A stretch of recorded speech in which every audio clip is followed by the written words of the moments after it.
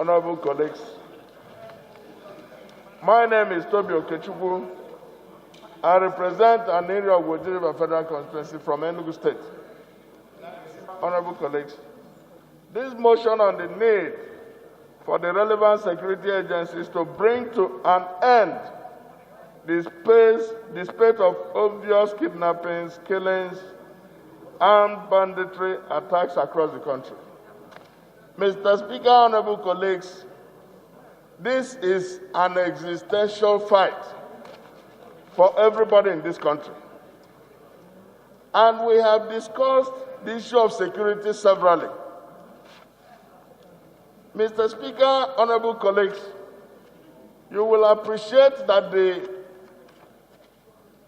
the resolutions as requested here, the prayers, are comprehensive enough. We are going to deal with them as they come. But Mr. Speaker, honorable colleagues, if the Chief of Army Staff and the Chief of Air Staff are from areas occupied by insurgents, my expectation is that they should be able to help themselves. And if they are not able to help themselves, how can they help other Nigerians? Mr. Speaker, I have taken strategic and constructive notice of what Dan Duse said. I have also taken notice of what Kazaure said and what the Deputy Speaker said. Mr. Speaker, honorable colleagues, we have issues. As a young man in my secondary school, I was taking train from Enugu to Zaria. And when I get to Zaria, I'll use a bus to go to Funtua before I get to Dusuma, where I would spend my holidays. Mr. Speaker, that was my adolescent activities. Mr. Speaker, at my age now, I cannot dream of doing that. That was when we had a country. Mr. Speaker, our situation is in jeopardy. If you take notice of this fact, Kazaura pointed out that how can the sovereign of a state, the governor of a state, so to say, the sovereign of that state, be negotiating with bandits with AK-47 on their neck? How? With AK-47, and you will be pictured. This is the situation of a failed state. Mr. Speaker, how can the district head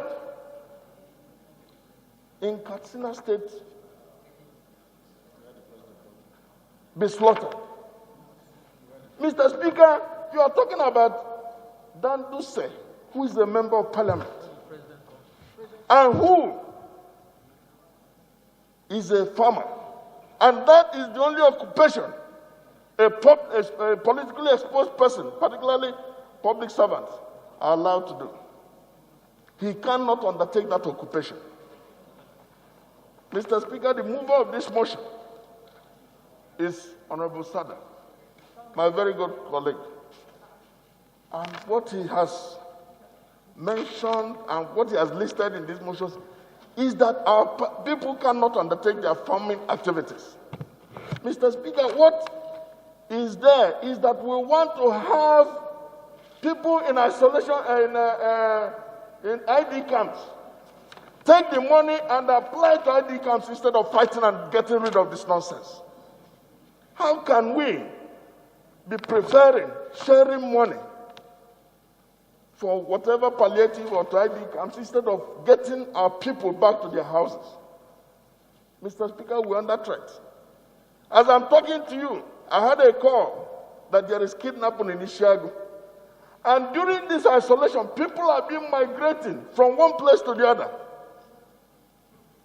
What is happening to the architecture, or security architecture in this country? Mr. Speaker, this House has reached several resolutions.